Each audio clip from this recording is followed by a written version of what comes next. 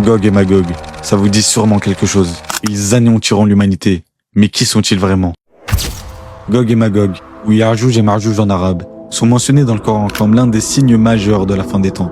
Leur histoire est liée à celle d'un roi exceptionnel, également mentionné dans le Coran, Dhul-Qarnayn. Dhul-Qarnayn est un roi puissant et juste, béni par Allah avec la force et la sagesse pour conquérir l'Orient et l'Occident, repousser les injustes et protéger les faibles. Lors de l'une de ses expéditions, il est arrivé entre deux montagnes, où il a rencontré un peuple terrifié. Ils lui dirent « Oh Dhul-Qarnayn, Gog et Magog causent corruption sur terre. Peux-tu construire une barrière entre nous et eux ?» Avec leur aide, il construit alors un gigantesque mur en fer et en cuivre fondu, si solide que ni Gog ni Magog ne pouvaient l'escalader ni le percer. Mais ce mur ne tiendra pas pour toujours. Chaque jour, Gog et Magog grattent ce mur, creusent avec une rage infinie, leurs mains frappant le métal. Ils creusent jusqu'à presque percer.